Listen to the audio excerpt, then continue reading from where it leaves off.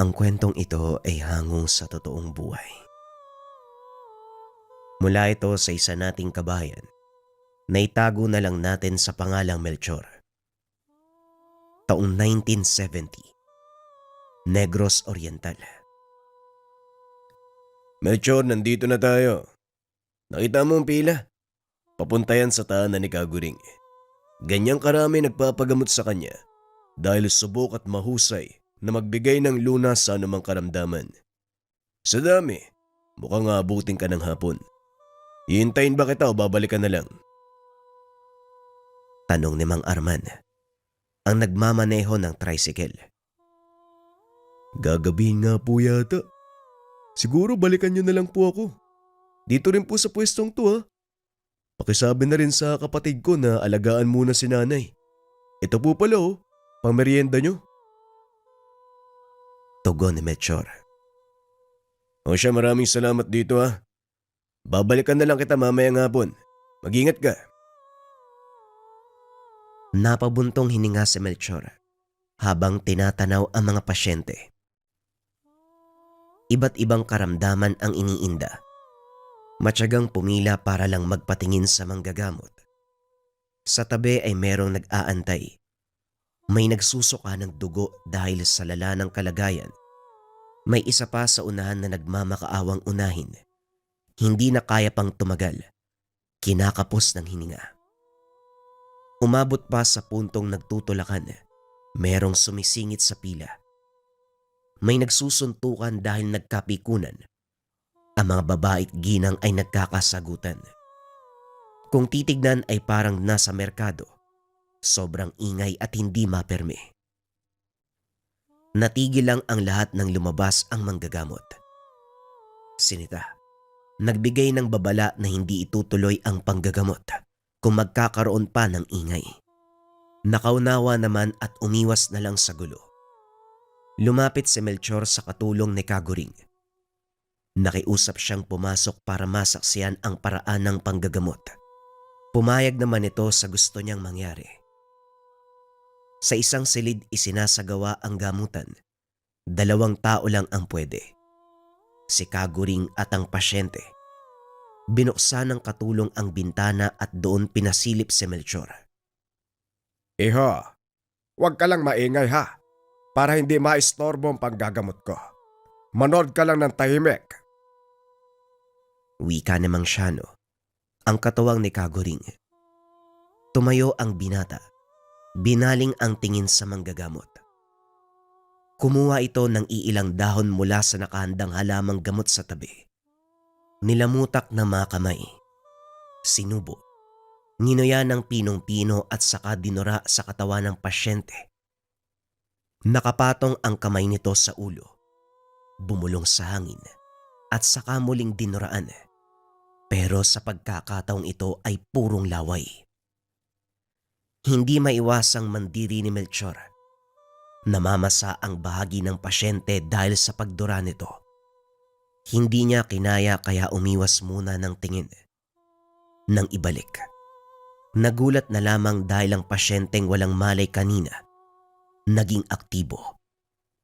Nakuha ng tumayo at maglakad. Katulad niya, natulala sa pagkamanga ang nag-aantay na pamilya sa labas. Lalo siyang nakuryoso sa pamamaraan ng manggagamot. Ang sumunod na pasyente, dinuraan lamang ni Kaguring. Inihipa ng dasal sa ulo at saka nawala ang karamdaman. Ito pa rin ang ginawa sa ibang nag-aantay. Ganon din ang proseso. Natatagalan lang depende sa kalagayan. Habang tumatagal, nagkaroon ng pananalig sa Melchor. Nakasilip ng pag-asa para sa sitwasyon ng ina. Matyagang nag-antay hanggang sa natapos si Kaguring sa panggagamot. 10 oras na ng gabi. May nag-aantay sa'yo. Isang binata na gusto magpagamot. Naroon siya sa bakuran. Naglilibang sa pagsusunog ng tuyong dahon. Wika namang Shano kay Kaguring. Lumabas ang manggagamot para kitain ang binata. Inagaw ang atensyon. sa pamamagitan ng pagtikhim. Magandang gabi po sa inyo, Kaguring. Ako po si Melchor. Nagbabaka sakali na matulungan niyo. Tumitig ang manggagamot. Sandaling pinakaramdaman ng pagkatao ng binata. Magkwento ka. Nakikinig ako. Nagkaroon po ng karamdaman ng nanay ko. Maraming taon na nung una siyang nagreklamo. Yung tiyan niya simpleng pangangati lang nung una eh. Nagagamot pa ng medisina na mabibili sa merkado. Pero habang tumatagal namamagana. Pinakonsulta sa doktor pero gamot ng pangangati lang hinatanggap na reseta. Walang pagbabago kahit pagsabayin pang inumin eh. Kung saan-saan doktor na kami lumapit. Hanggang sa narekomenda kayo ng Mang Arman. Napahugot ng hininga si Kagoring. Inaya sa loob ang binata para isabay sa hapunan. Tahimik sa pagkainan. Nag-aalangan si Melchor sa pagkilos. Hindi sanay na makipagsalo sa ibang tao. Minadali ang pagkain. Naunang lumabas pagkatapos. Ilang sandali pa lumapit si Mang Shano. Iho, wala kaming sasakyan para maihatid ka sa inyo. May bakanteng kwarto sa loob. Dito ka na muna matulog. Nahihiyaman sumunod si Melchor. Nakalimutan niya ring balikan si Mang Arman kaninang hapon dahil sa pag-aliw sa kaganapan sa tahanan ng manggagamot. Masyado ng tahimik ang paligid, delikadong maglakad sa labas. Kinabukasan madaling araw pa lang, may kumatok na para magpagamot. Pinatuloy ni Mang Shano. Bumangon na rin si Kagoring para maganda. Nawala na ang antok ni Melchor, kung kaya't nanood na lang din. Walang pagbabago sa pamamaraan. Matapos masuri ang kalagayan, ngumuya ng halamang gamot at saka dinura sa bahaging may karamdaman.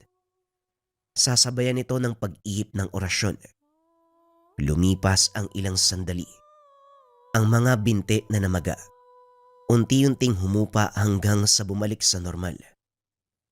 Ubusin mo ang laman ng boteng ito. Kung maubos pero babalikan ka ng St. Thomas, pumunta ka uli. Pero kung hindi, wag na. Shano, ihatid mo sa sasakyan ng mga ito. Iyo, sumama ka na rin, tulungan mo. Gulat na napatingin si Melchor sa manggagamot. Sumunod na lang din ang tawagin ni Mang Shano. Hinatid ang pasyente at ang kasama nitong matanda.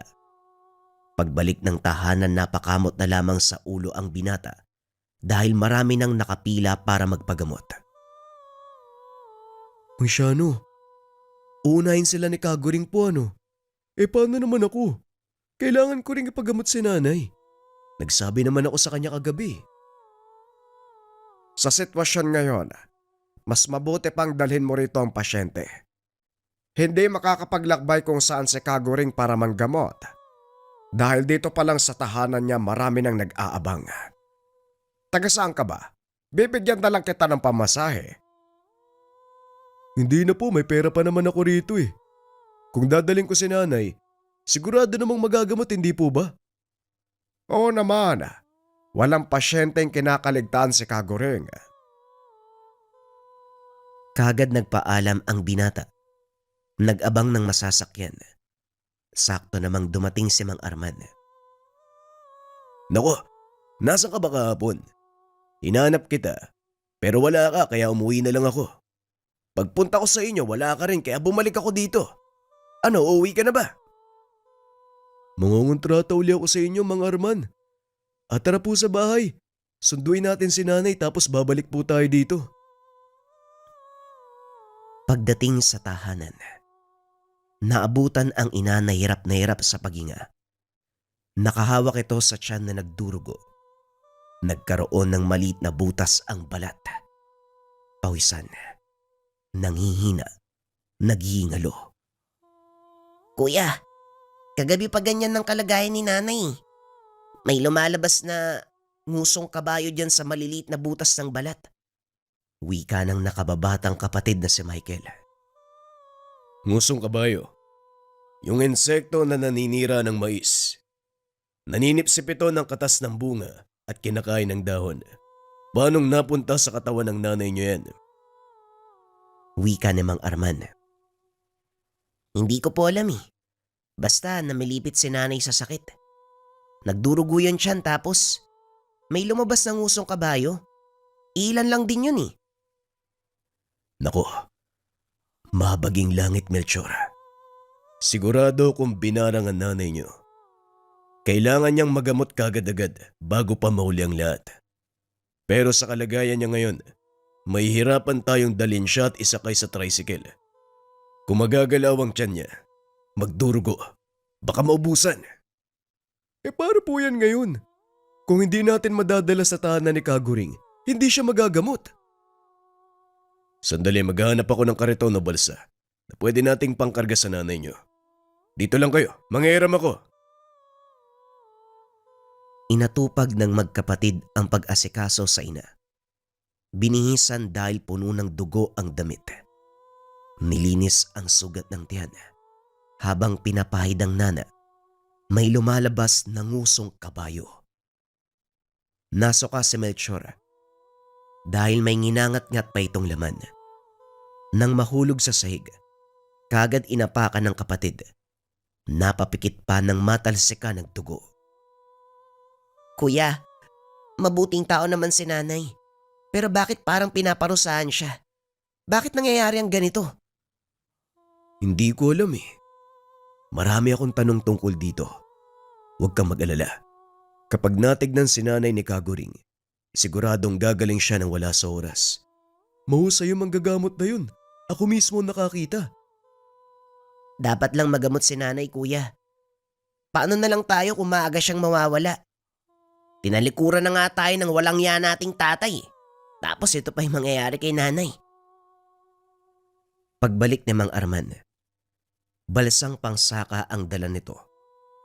Nang handa na, ikinarga ang ina at dali-daling tinahak ang daan papunta sa tahanan ng manggagamot. Sa bagal ng takbo ng kalabaw, inabutan ng dilim. Humihiyaw sa sakit ang ina. Sa ingay na agaw kagad ang atensyon ni Kaguring. Sinalubong sila ni Mang Siano. Binalot ng basang kumot ang tiyan ng pasyente. Maayos na punesto sa kwarto. Pinainom muna ng gamot upang humupa ang pananakit ng sugat. Nagintay sila sa sala habang sinusuri ni Kaguring ang ina. Samantala, napailing ang manggagamot. Sa ilang dekada sa tungkulin, ngayon palang nakasalamuha ng ganitong pambibiktima. Malinis ang loob ng katawan, subalit nakapagtataka ang insektong lumalabas. Para bang bigla na lang lumilitaw ang mga ito. Ang sugat ay hindi na kayang lunasan ng simpleng pamamaraan. Lumabas siya para kausapin ang anak.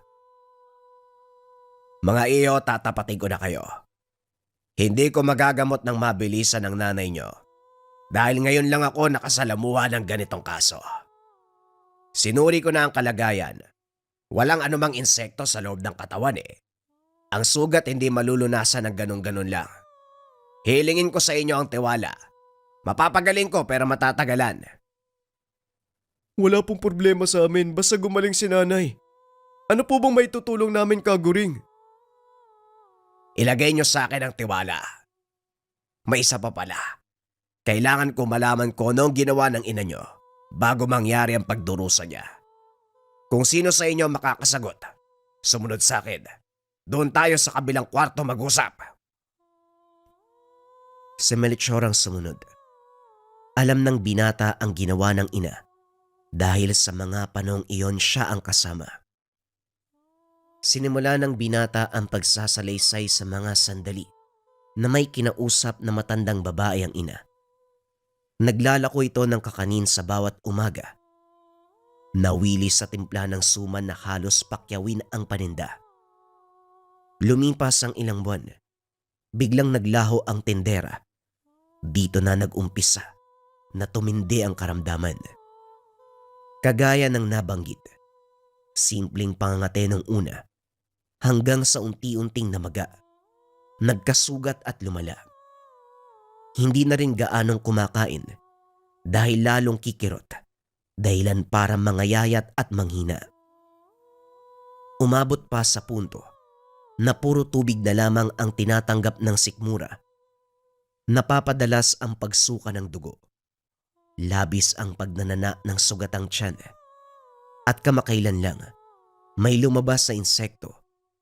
Sa tuwing meron, dodoble ang hapde at kirot. Posibleng mambabarang ang nakasalamuhan ng nanay mo.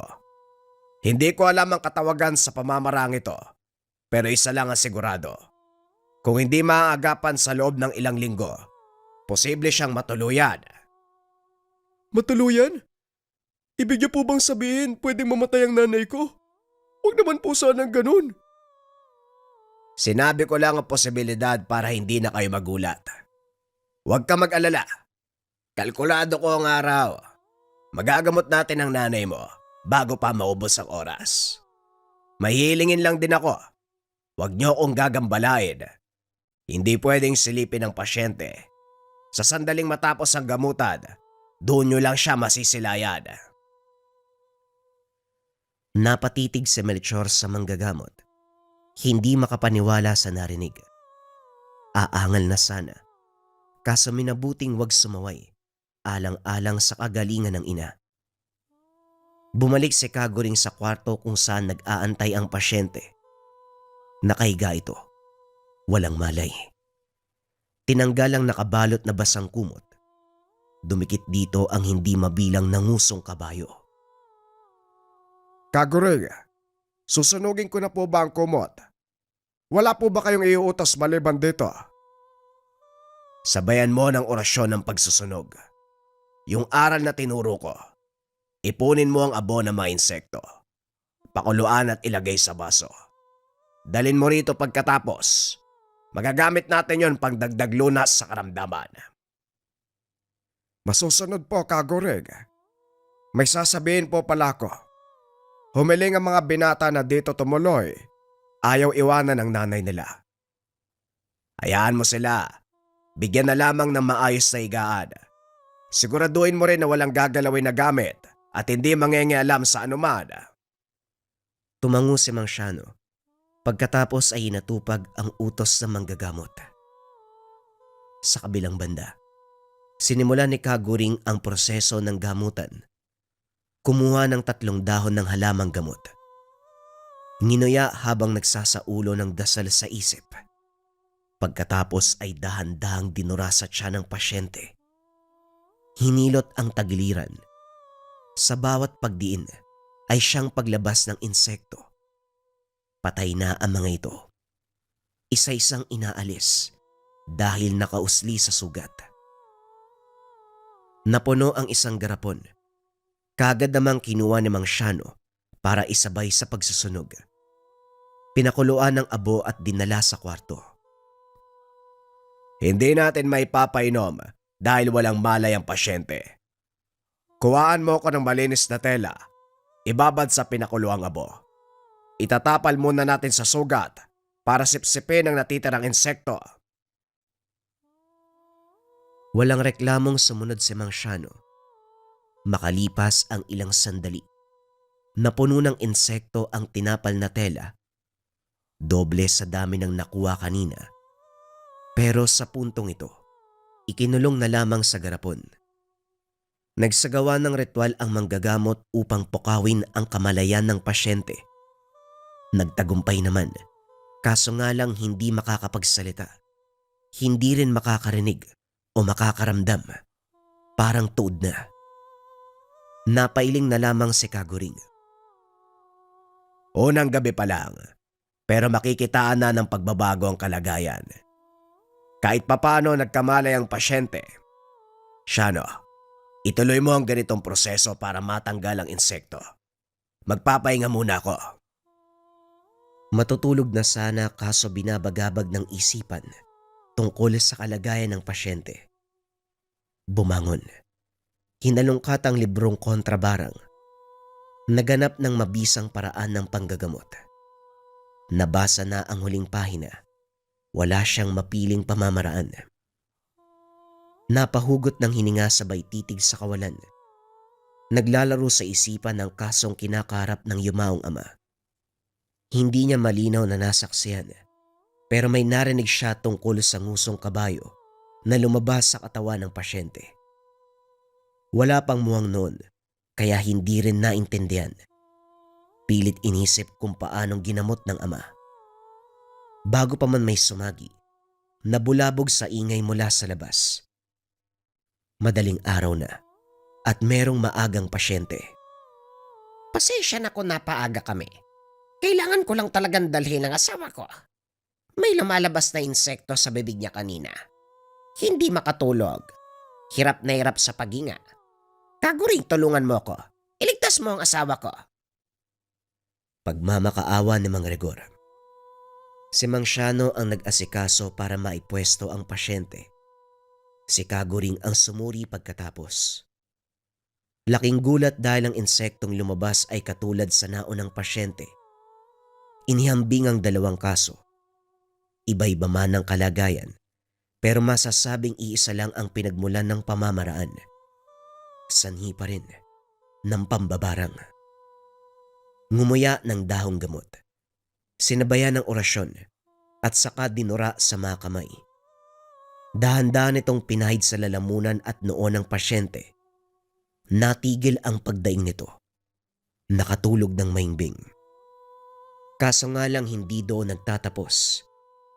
Nakakapit pa ang sumpa ng barang. Inilipat ito sa kabilang kwarto. Itinabi sa ina ni Melchor. Kaguring, pasensya na po. Pero may gusto kong itanong eh. Bakit nasa kwarto ni Nana yung pasyenteng bago? Pareho sila ng kaso. Iba lang ang paraan ng pagdurusa. Sabay ko silang gagamutin. Huwag ka mag-alala. Hindi ito makakaapekto sa kalagayan ng nanay mo. Bumalik na rin sa gamutan ang matanda. Inaral ang bawat detaling nakukuha sa dalawang pasyenteng kaharap. Si Aling Maring, mulat, pero hindi nakakapagsalita o nakakaramdam. Si Aling Florencia, mahimbing ang tulog pero may kapit pa rin ang sumpa. Sinubukang gamitan ng tipikal na ritual pang alis ng barang, kaso nga lang hindi umubra. Inulit pa ng inulit pero walang pagbabago. Nagtaka si Kaguring dahil kahit anong pagtawag, hindi matunto ng ritual ang kamalayan ng mambabarang. Napapailing na lamang sabay hugot ng hininga. Maaga pa po, Kaguring. Bumalik muna kayo sa pagtulog. Ako na magbabantay sa mga pasyente. Ayos lang ako. Magtimpla ka ng kape. Nga pala, hindi ba nauna ka magsilbi sa ama ko bilang katuwang sa panggagamot? Wala ka bang ideya sa nangyayari ngayon? Pasensya na pero wala talaga. Hindi ako nakaabot sa panahon na malalang karamdaman katulad ng barang ang ginagamot ni Kagoryo. Mga tipikal at mababaw na sakit lang kagaya ng lagnat, sipon o kahit pilay. Tumango si Kaguring. Pagkatapos ay binalik ang pansin sa mga pasyente. Habang humihigop ng kape, napansin ang paglabas ng insekto sa sugat ni Aling Maring at sa bibig ni Aling Florencia. Sabay ang mga ito. Dali-daling kumuha ng pansipit. Inilagay sa garapon. Sinuring mabuti. Ngumangat-ngat pa ng laman. Parehong lumobo ang tiyan sa kabusugan. Kinuha ni Kaguring ang lana. Binuhusan ng kaunti ang isa pang mangkok. Nilublob dito ang insekto. Nangisay, napaso at namatay. Hindi man lang tumagal ng ilang segundo. Kinuha ang isa pang ngusong kabayo. Ibinalik sa sugat ng pasyente. Kaso nga lang hindi na ito bumalik sa loob. Kusang namatay. Napabuntong hininga si Kaguring. Hanggang ngayon hindi pa malinaw sa kanya ang pagdurusa ng mga pasyente. Siano, tinawag ko na ang kamalayan ng mambabarang pero hindi sumasagot. Hindi ko makuha ang kaluluwa.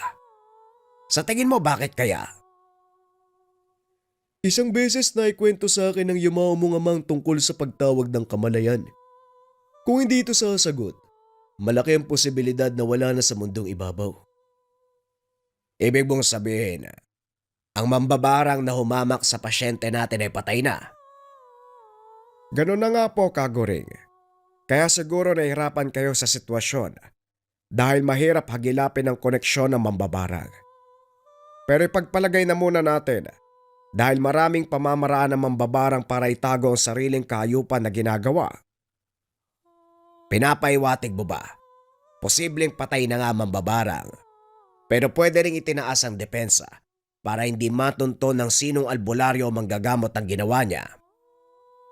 Opo, Kagoring. Mainam na ikonsidera natin ang lahat ng posibilidad para makaisip ng atake at depensa para sa kaligtasan ng mga pasyente. Tumango si Kagoring. Humanga sa talas ng pag-iisip ng katuwang sa tungkulin. Kaya kahit anong pakiusap nito na uuwi ng probinsya, hindi siya papayag dahil gusto niyang nasa tabi ito. Ang matanda na lamang ang nagpapagaan ng trabaho at nagpapalawak ng pag-iisip para sa mga bagay-bagay. Kinabukasan, maagang tinutukan ng sitwasyon. Nagbigay ng anunsyo si Mang Shano na hindi muna tatanggap ng pasyente. Nilinaw ang dahilan para hindi magsanhi ng gulo.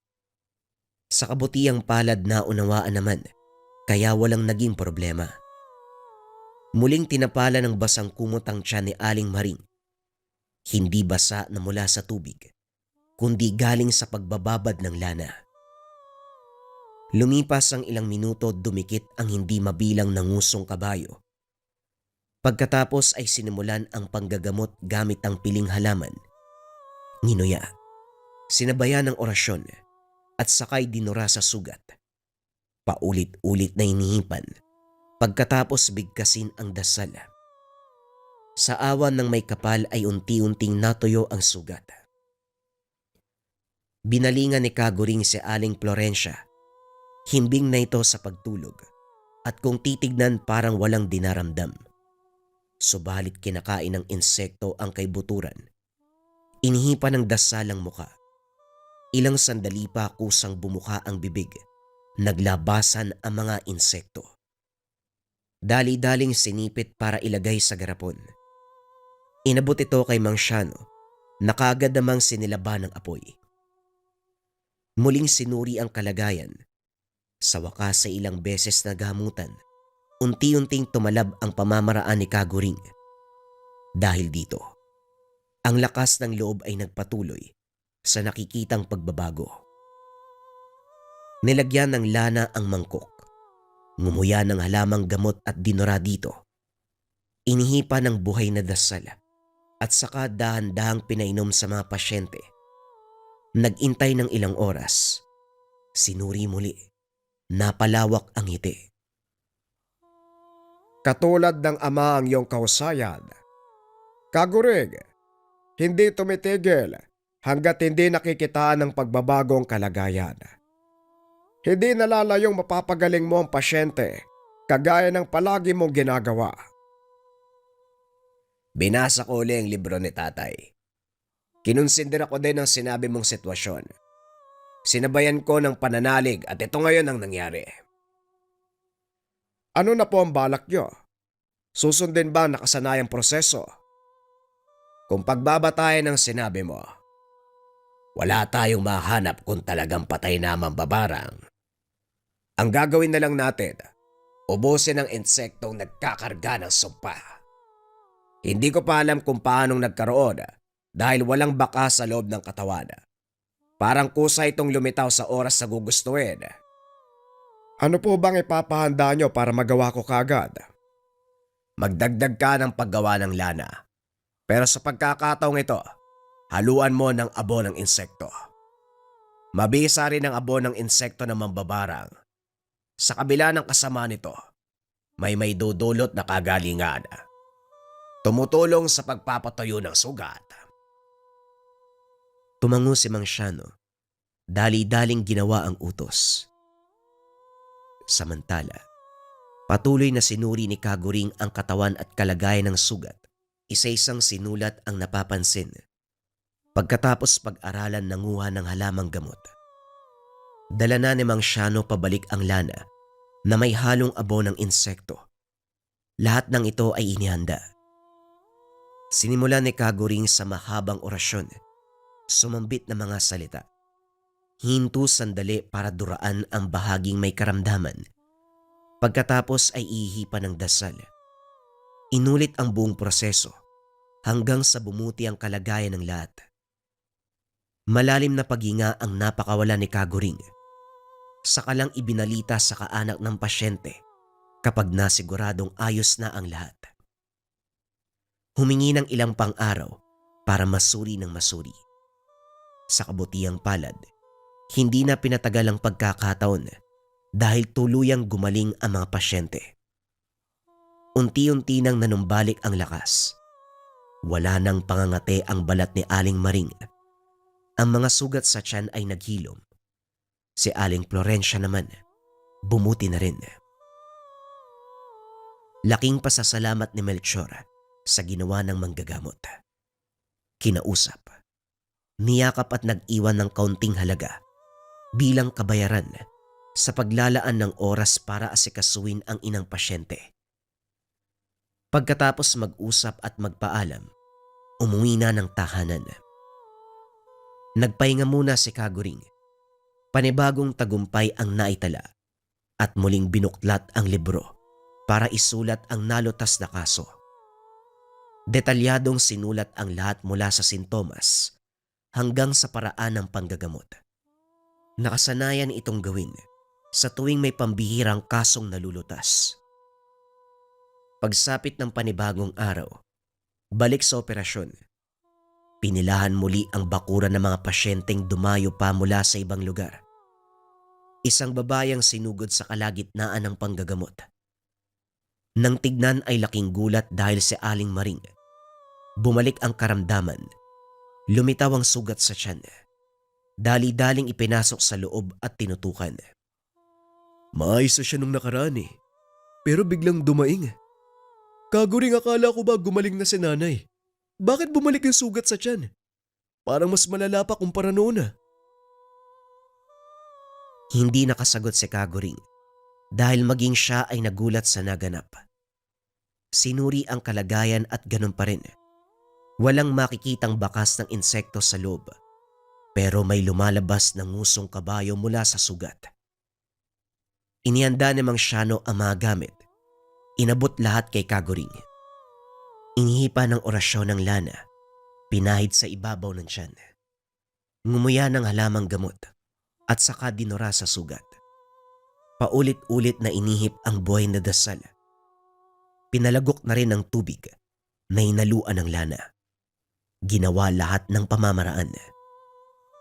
Kasalukuyang walang malay si Aling Maring. Ilang oras na ang lumipas. Hindi mapakali ang manggagamot dahil hindi normal ang ganitong kalagayan.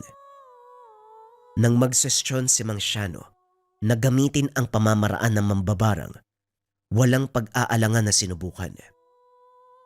Gumawa ng manika mula sa dayami, kumuha ng ngusong kabayo, inihipa ng orasyon at saka ipinasok sa loob. Pagkatapos ay sinimula ng ritual. Sa puntong tatawagin na ang kamalayan ng mambabarang, mahabang katahimikan lamang ang sagot. Nang tusukin ng karayong ang bawat parte ng manika, walang maririnig na pagdaing. Hindi rin naglabas ng katas na sanay indikasyon ng pagdurugo. Nang silaban, diretso kaagad sa pagkabo. Dahil dito, kumpirmadong patay na nga ang mambabarang at para matapos ang paghihirap ng biktima, hinanap ang puntod na pinaglibigan. Sa mismong harapan nagsagawa ng orasyon, kumuha ng buto para gawing kasangkapan sa ritual.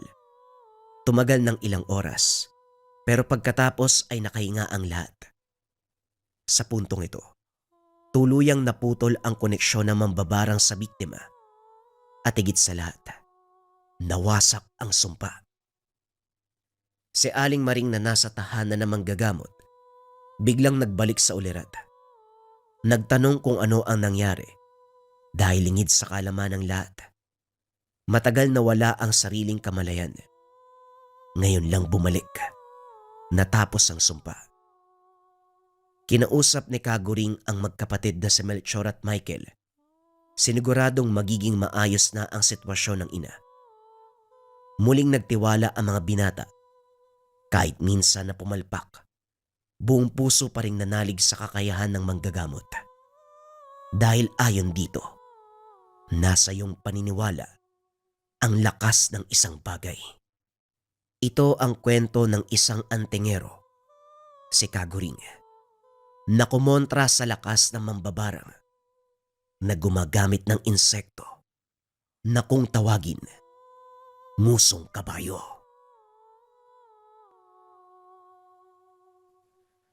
Ang kwentong ito ay hango sa totoong buhay. Mula ito sa isa nating kabayan na itago na lang natin sa pangalang Sandro. Walang eksaktong taon, Eastern Samar. Sa baryo ng Borongan, may isang luma at abandonadong bahay sa dulo ng Kakahuyan. Wala nang gustong tumira sa lugar dahil biglang nawala ang isang buong pamilya noon pang dekada 80. Ayon sa mga matatanda, may naninirahang aswang at hindi basta-basta aswang, kundi isa raw sa pinakamatatanda, pinakamalakas sa buong Visayas. Kaya naman nang dumating ang mag-ina mula sa Maynila, pinag-usapan sila kagad ng buong baryo. Naku, bakit ba sa bahay ng aswang tumirian si Aling Marites? Wika ng isang kargador sa palengke. Wala raw silang alam. Nakuha lang daw sa murang presyo. At yung anak niya, ay naku, kawawa naman. Ang anak ni Aling Marites ay si Sandro, 16 na taong gulang, mahilig sa pagbabasa, tahimik at mapagmasid. Nung unay hindi niya pinansin ang mga sabi-sabi. Pero lumipas ang isang linggo. Napansin niyang may kakaiba talaga sa lumang tahanan. Isang gabi habang nagbabasa ng libro sa may bintana, may narinig siyang kaluskos mula sa kisame. "Nay, para may daga sa taas ah." Wika ni Sandro. Hayaan mo na anak, baka pusa lang yan. Tugon ni Aling Marites. Kinabukasan, may nakita siyang ilang patak ng dugo sa may hagdanan. At sa hardin, may bangkay ng isang manok na wala ng laman ng tiyan na tila ba sinipsip ang lamang loob. "Nay, ano to?" Napakunot ang noo ni Aling Marites. Baka inatake lang ng kung anong hayop. Huwag mo nang pansinin. Nang sumunod na gabi, hindi lang manok ang nawala, kundi ang alagang aso ng kapitbahay. Habang bumibili si Sandro ng suka sa tindahan, nilapitan siya ni Lola Marisol, ang matandang kilala bilang albularyo ng baryo. Iha, ikaw ba ang anak ni Marites? "Opo, Lola." Mag-iingat kayo sa bahay niya. Hindi ordinaryo ang naroon. "Alam ko po, nararamdaman ko nga eh." Tumahimik na tumango si Lola Marisol. May luma akong anting-anting. Isuot mo ito palagi. Lalo na kung malapit ang kabilugan ng buwan. Inabot ng matanda ang isang maliit na botelya. May langis at ilang buto sa loob. "Ano po to?" Pangontra sa aswang. Matalim ang ilong ng mga yon sa mga taong may dugong malinis. Lalong-lalo na sa katulad mo. Napatitig si Sandro sa matanda. "Dugo ko po." Tandaan mo, iha. Ang tunay na gutom na aswang, hindi lamang sa laman, kundi sa kaluluwa. Dumating ang gabi ng kabilugan ng buwan. Tahimik ang buong paligid. Si Sandro ay gising pa rin. Hawak ang bote ng langis ni Lola Marisol. Isang matinis na tunog ang umalingaw-ngaw na tila kinakaladkad ang bakal sa bubong. Tumayo si Sandro at lumapit sa bintana. Doon niya nakita. Isang nilalang na may itim na pakpak. Mahaba ang dila. Pula ang mga mata. Nakatungtong sa bubong ng kanilang bahay. Nay! Nay, merong aswang! Lumabas si Aling Marites mula sa kwarto. Nanginginig. Nasaan anak? Bumagsak ang nilalang mula sa bubong. Biglang naglaho sa dilim. Dumaan ito sa bintana sa kusina na tila usok na mabilis na pumasok sa loob. Nay! Hawakan mo to! Inabot niya ang bote ng langis. Mula sa dilim ng kusina, may boses na malamig at matinis. Matagal ko na kayong inaantay. Lumabas mula sa anino ang aswang. Kaso nga lang hindi ito hayop. Isang babaeng may puting mata. Itim ang balat. May buhok na abot sa sahig. May mga kuko na sobrang haba. Teka, tao ba to? Hindi sumagot ang nilalang. Bagkus ay lumapit ito ng dahan-dahan. Nay! Nay, tumakbo na tayo! Ngunit huli na. Tumalsik si Aling Marites sa pader. Nawala ng malay. Si Sandro ay umiiyak. Napapatras na lamang. Teka, wala kaming kasalanan sa'yo ah. Ano bang gusto mo? Hindi ikaw. Kung hindi ang dugo ng ina mo na may dugong maharlik ang aswang. Dating kabilang sa aming lahi at ngayon ay babalik na siya sa amin. Dumating si Lola Marisol. Hawak ang isang baston. May bitbit na itim na sako. Tawigil ka! Isadora! Wika nito. Marisol, matagal na tayong hindi nagkita. Akala mo siguro napatay mo na ako. Hindi kita pinatay noon. Pinatawad kita. Pero ngayon nagbalik ka para manghila ng kaluluwa ng tao. Hindi lang tao. Ang batang ito si Sandro. May kalahating dugo rin siya. Kapag sumanib sa aming angkan, magiging ganap siyang tagapagmana. Hindi ako papayag na maging katulad mo. Inihagis ni Lola Marisol ang sako. Lumabas mula rito ang usok na may halong abo at asin. Natigilan ang aswang. Tila sinusunog ng espiritu ng sako. Sandra, itutok mo ang anting-anting sa kanyang no. Sumigaw si Sandro at tumalon. Itinusok ang kwintas sa noo ng nilalang.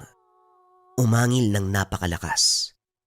Kitang-kita ni Sandro kung paanong natupok ang buong katawan ng aswang hanggang sa unti-unting naging abo. Kinabukasan, nagising si Marites. Bit-bit ang mabigat na katanungan. Sandro, anong nangyari kagabi? Nailigtas tayo, Nay. Pero may gusto kong itanong eh. Totoo bang may lahi kang aswang? Matagal bago sumagot si Aling Marites. Oo anak, noong dalaga ko, muntik na akong kunin ng lahi ng mga aswang pero tumakas ako. Lumayo, naiwan ang lahat maging ang kapangyarihan. Bakit po hindi mo sinabi sa akin? Gusto kong maging normal ang buhay mo. Hindi mo kailangan danasin ang naranasan ko. Pagpapaliwanag ng ina. Napatingin si Sandro sa bintana, doon sa kagubatan. Nay, kahit hindi natin gusto, nasa dugo natin to eh. At kung hindi natin naharapin, babalik at babalik sila. Lumapit si Lola Marisol. Tama ka, iho. Hindi ka na nila titigilan.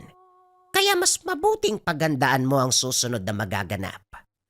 Kung gusto mong matuto, ako mismo ang magsasanay sa'yo. Napangiti si Sandro. Ngunit may lamig sa kanyang mga titig. Opo, Lola. Turuan mo ko. Mas mabuti nang maging handa. Makalipas ang 1 linggo mula sa insidente, nagsimula na ang pagsasanay ni Sandro kay Lola Marisol. Tuwing madaling araw at dapit hapon, nagtutungo siya sa kubo ng matanda sa paanan ng kabundukan. Bago mo labanan ng mga nilalang ng dilim, kailangan mong makilala ang sarili mong anino. Wika ni Lola Marisol habang nagdidikdik ng mga dahon. Ano pong ibig mong sabihin, Lola? Tanong ni Sandro habang pinapahid ang langis sa kanyang palad. May dugo kang aswang. Bahagi ng iyong pagkatao ang hayop na pilit mong nilalabanan. Hindi sapat na magdasal ka lang o magsuot ng anting-anting. Kailangan mo itong harapin at pangibabawan. Kung ganun, ang ibig niyo pong sabihin, kaya ko maging aswang? Hindi lahat ng aswang ay masama. May mga pinili ang liwanag. May mga gumamit ng lakas nila upang ipagtanggol ang mga tao, hindi upang kainin sila at patayin. Ibig sabihin kagaya niyo po? Hindi ako aswang, iho. Isa akong babayan. Ngunit ang aking kapatid si Isadora, nagpadala siya sa tukso ng dilim. Habang nagbababad si Sandro sa tubig na may halamang pinakukuluan, nagkwento si Lola Marisol. Noong unang panahon, may 5 pangunahing lahi ng aswang. Ang una, ang lahi ng hangin. Mabilis at hindi nakikita. Pangalawa, lahi ng dugo. Kumakain ng mga bagong silang. Pangatlo, lahi ng alon. Aswang sa tubig. Pang-apat, lahi ng lupa. Nagkukunwaring tao sa araw. Halimaw sa gabi. At ang pinakamalakasang lahi ng itim. Mga mula sa sinapupunan ng mga diwata na itinakwil. Katulad po ni Isadora? Tama. May propesya silang pinangahawakan na isang anak ng liwanag at dilim ang magbubukas muli ng pintuan ng gabi o mas kilala na lantawan. Pintuan ng gabi? Lantawan? Isang sagradong lagusan sa ilalim ng lupa na minsan ang sinubukan buksan kung saan nakatago ang pinakamasasamang nilalang na sinumpa ng langit. At naniniwala sila na ikaw yun. Habang lumalalim ang gabi, mas dumadalas ang mga bangungot ni Sandro. Sa kanyang panaginip, siya'y nasa loob ng kuweba, tinatawag ng isang boses. Bumalik ka sa amin. Ang kaluluwa mo ay may utang. Ibalik mo ang pangako ng iyong ina. Isang gabi nagising siya na may dugo ang kanyang palad. Nakita niyang nakabukas ang bintana. Sa lupa may bakas ng paa ng hayop. Maliit, ngunit tila nauwi sa hugis ng tao. Nanay! Nakabukas ang pintuan ng ina.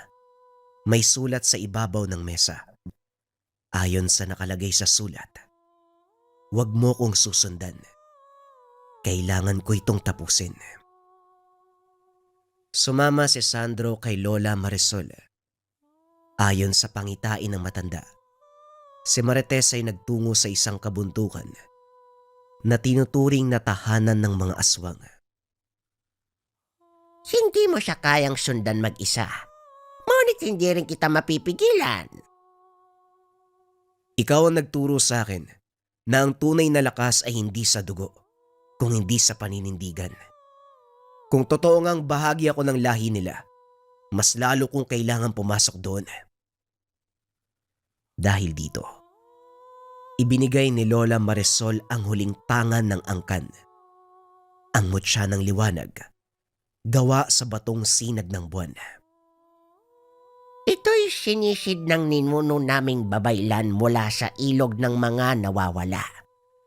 Kapag dumilim ang lahat, ito ang magsisilbing liwanag. Pagdating sa kabundukan, sinalubong si Sandro ng mga aninong naglalakad. Iba't ibang anyo ng nilalang. Higanteng itim na ahas, dambuhalang pagong, at may mga paniki pa na sobrang laki. Ngunit nang mapansin nila ang mutyang tangan, lahat ay nag-atrasan na para bang may kinakatakutan. Malapit na siya. Wika ng isang nilalang. Ang taong napili na magbukas ng lantawan. Ang anak ng liwanag at dilim ay paparating na. Dumating si Sandro sa isang kuweba. Naroon si Marites at nakagapos.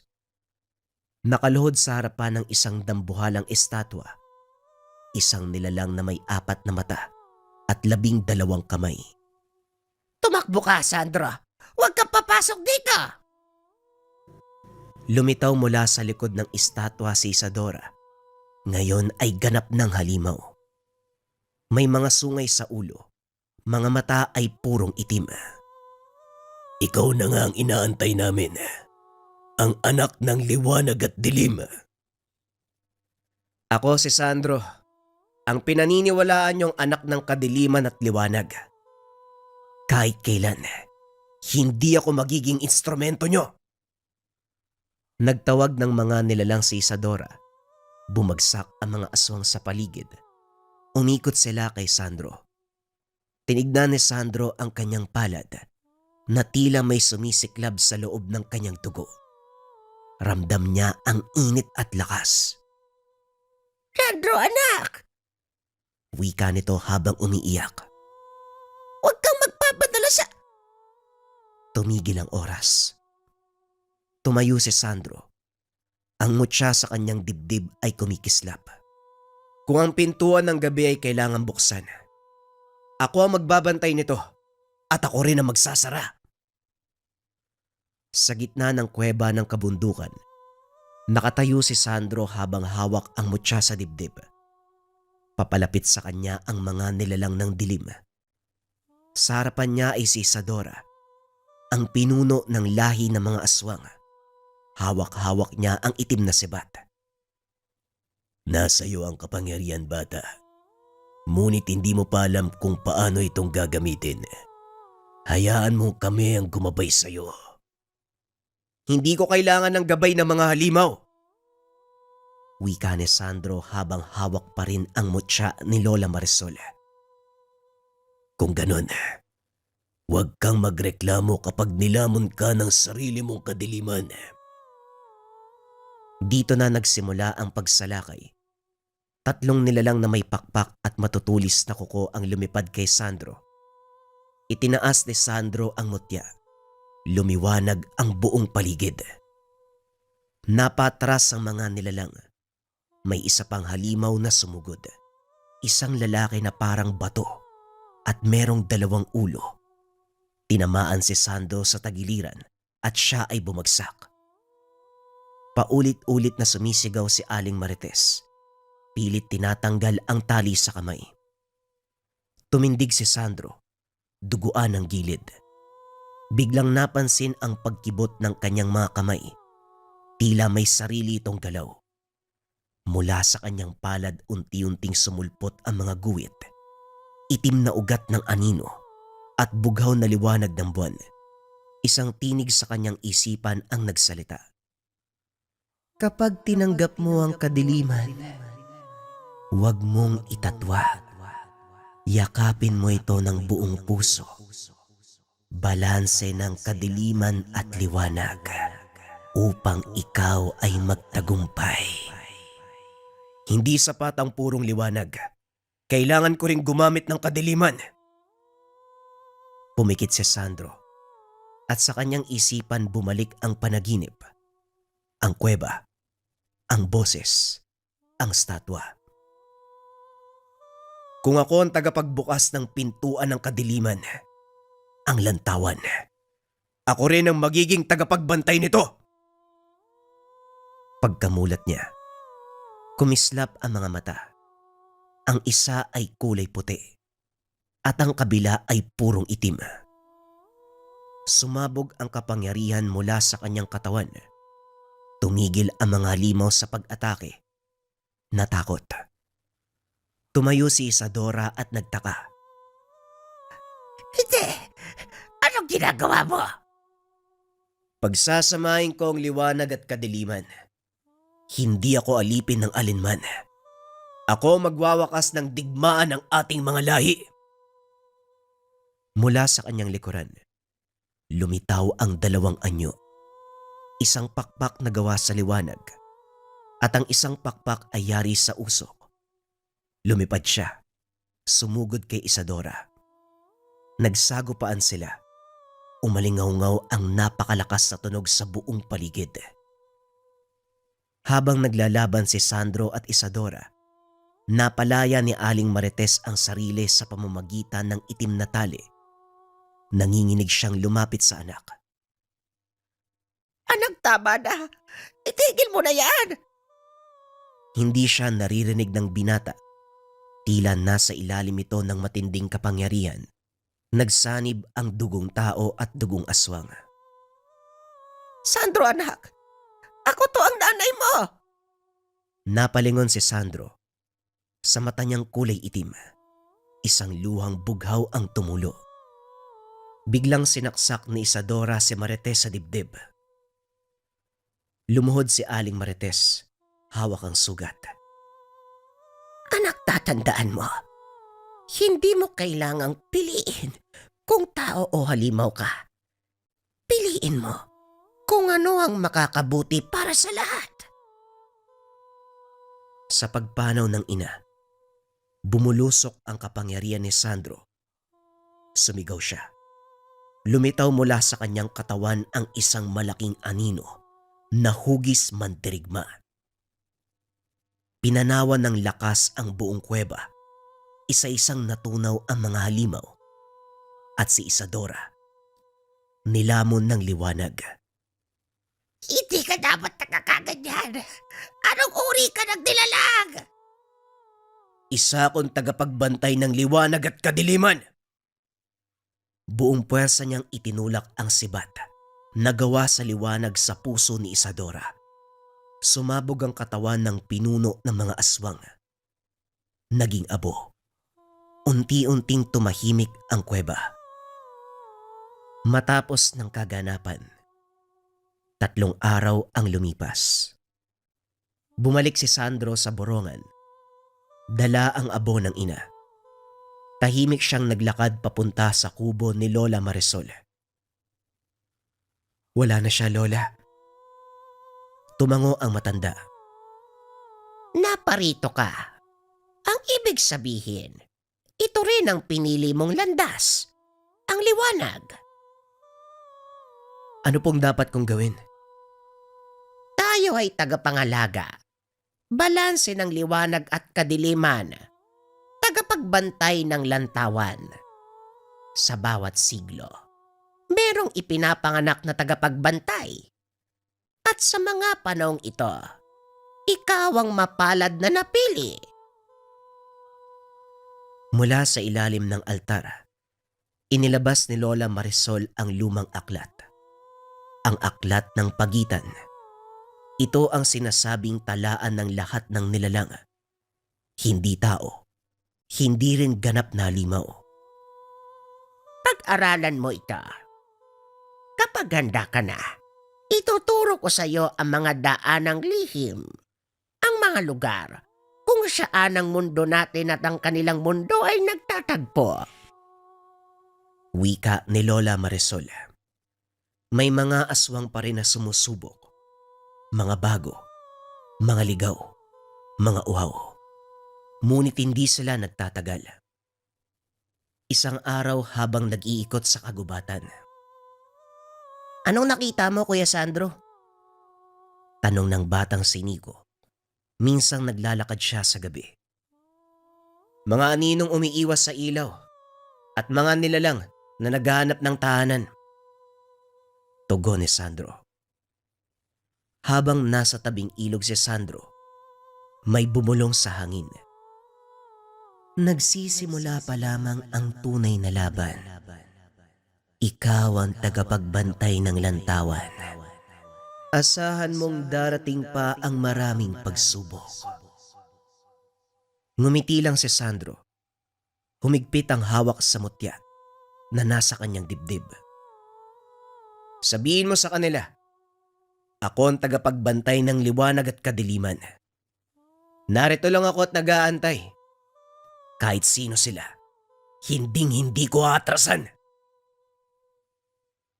6 na buwan ang nakalipas, ang pagkatalo ni Isadora.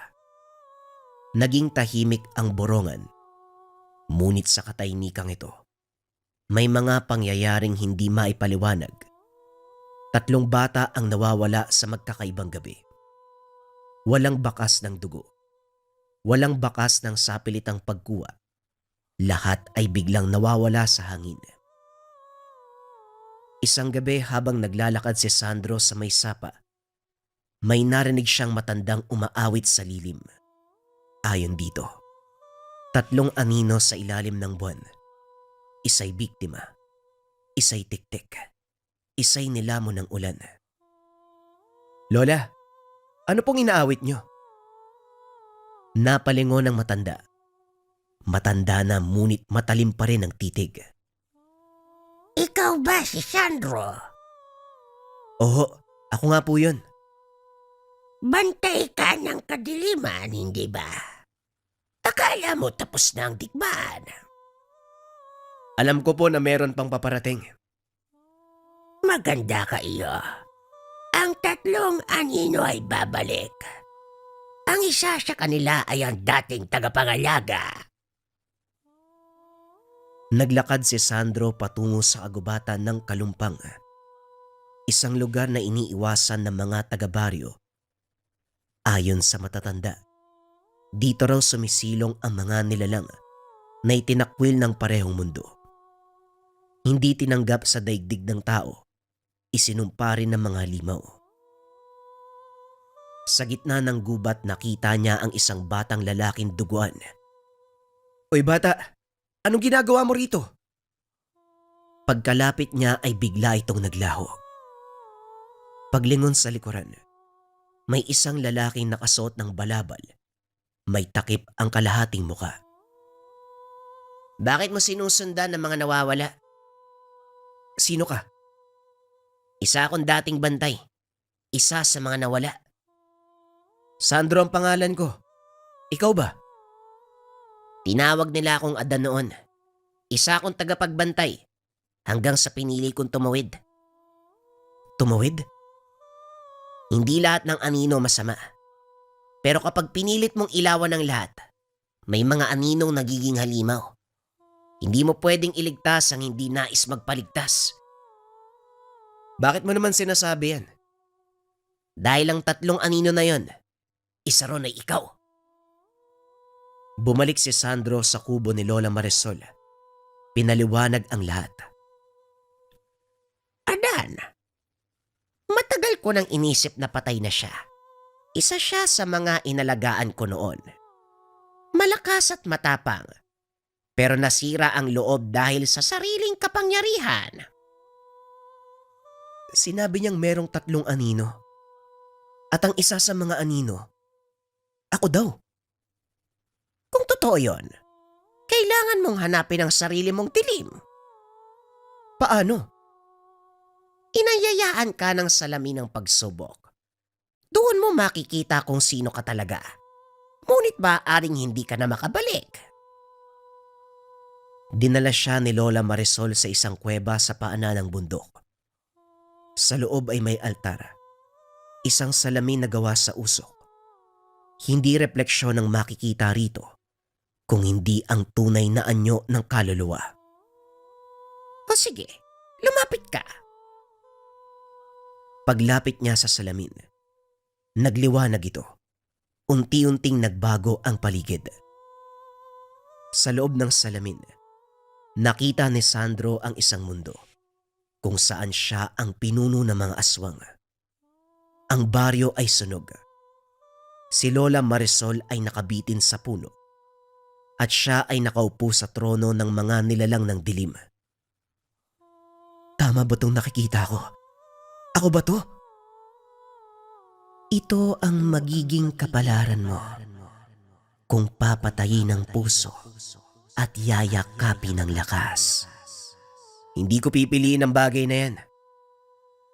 Hindi ka makakausad hanggat hindi mo tinatalo ang iyong sarili. Biglang lumitaw ang sariling anino ni Sandro, ngunit may mga mata ng itim na apoy. Wala kang lakas ng walang ako. Wika ng anino. Lumaban siya. Sa bawat suntok, tila siya mismo ang nasasaktan. Ngunit sa gitna ng laban, napagtanto niyang hindi sapat ang paglalaban. Kung parte ka ng pagkatao ko, hindi kita kailangang sirain. Kailangan kitang tanggapin. Yumakap siya sa anino at sa isang kisip mata, naglaho ang madilim na Sandro. Nakatayo siya mag-isa sa gitna ng salamin. Paglabas sa kuweba, sinalubong siya ni Adan. Kumusta? Nakayanan mo? Hindi ko siya tinalo. Tinanggap ko siya. Magaling kung ganon. Handa ka nang humarap sa 3 anino. Pero sabi mo isa ako doon. Oo. At ngayon kailangan mong hanapin ang 2 pa. Isa'y naging halimaw at ang isa'y naging tao, pero punong-puno ng galit. Nasaan sila? Darating sila. Pagharap nyo, hindi lang kapangyarihan ang susubukan. Maging ang puso mo huhusgahan. Makalipas ang ilang araw, isang pulang buwan ang sumikat sa kalangitan. Isang senyales na merong bubukas na lantawan. Tumayo si Sandro sa tore ng simbahan. Sa likod niya lumitaw si Adan at Lola Marisol. Hindi ka nag-iisa. Hindi rin ako ang una.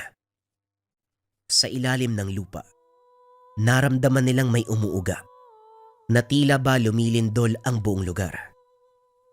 Sa kakahuyan, isang batang babae ang lumitaw. Puti ang mga mata. Hawak ang piraso ng bato. Kapirasong mutya ni Isadora. Tahimik ang paligid nang marinig ang tinig ng batang babae na hawak-hawak ang mutya. Bumalik ako dahil ako ang ikatlo. Naglakad siya papalapit. Sa bawat hakbang nagbabago ang lupa. Nagiging abo. Ang mga damoy nalalanta. Anong ibig mong sabihin? Tanong ni Sandro. Hawak ang mutya. Hindi ko kayo kilala. Pero kilala ko ng gabi. Ako ang hindi piniling bantay. Itinakwil ng liwanag at ng dilim. Siya si Raya, anak ng tikbalang at diwata. Sinubukang sanayin noon pero pumalya ang kapangyarihan niya. Isinumpa siya ng 2 mundo. Hindi ako sinumpa. Ako'y naging buo. At ngayong hinog na ang gabi, ako na ang hahawak sa mutya. Lumapit si Adan kay Sandro. Hindi mo siya matatalo kung pipilitin mo lang na ilawan ang kadiliman niya. Hindi siya dilim. Hindi rin siya liwanag. Anong tawag sa kanya? Pagitan. Napatingin si Sandro sa sariling mutya. Kung siyang nasa pagitan at ako ang tagapangalaga ng balanse, baka hindi siya kaaway. Lumapit si Sandro kay Hiraya. Kung gusto mong kunin ang mutya, sabihin mo. Pero bago ka humawak sa apoy ng mutya, kailangan mong harapin ang sarili mong puso. Ang puso ko ay naging abo na. Hindi. Abo lang ang natitira kapag may nasunog. Pero palagi may natitirang init. Alalahanin mo kung sino ka bago kay tinapon. Isinara ni Sandro ang kanyang mga mata. Hinawakan ang kamay ni Hiraya. Biglang sumambulat ang enerhiyang mula sa mutya. Hindi liwanag, hindi rin dilim, kung hindi purong init. Parang apoy ng dapit hapon. Lumulutang sila at sa gitna ng hangin, nakita ang mga alaala ni Hiraya. Isang batang umiiyak habang pinapanood ng mga diwata at tikbalang ang kanyang pagkabigo. Isang bata na nais lang tanggapin. Hiraya, hindi mo kailangan magiganti. Kailangan mo lang ng tahanan. Tumulo ang luha sa muting mata ni Hiraya. Ang gusto ko lang, matanggap. Sa hindi inaasahang sandali, habang nagkakaisa sina Sandro at Hiraya, may isang aninong sumulpot sa kalangitan mula sa itim na ulap. Lumitaw ang isang nilalang na hindi nila kilala. May pakpak ng paniki, balat na parang kaliskis ng ahas. Magaling kayo mga bata, pero ako ang tunay na pinakawalan ng pintuan ng gabi. Anong klaseng nilalang ka? Wala akong pangalan. Ako ang pinaghalong takot ng lahat ng panahon. Nilalang na isinilang sa loob ng pintuan, lumakas habang kayo'y nagtatalo. Napatingin si Sandro kina Adan, Hiraya at Lola Marisol. Ngayon na ang panahon. Tatlo tayo. Liwanag, dilim at pagitan. Sabay-sabay silang lumapit sa harapan ng halimaw. Hawak ni Sandro ang mutya. Si Hiraya ay may mutyang abo. Si Adan ay may espada ng anino. Tatlong susi. Tatlong anyo ng makapangyarihan. Kapag nagsama-sama kayo, may tatakdahan niyo muli ang hangganan ng gabi. Lumipad si Sandro. Pinunit ang ulap. Si Adan ay sumugod. Si Hiraya ay sumigaw.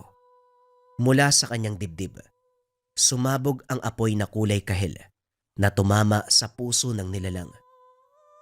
Ang katawan ng halimaw ay unti-unting nasusunog sa apoy ng mutsyang hawak ni Hiraya.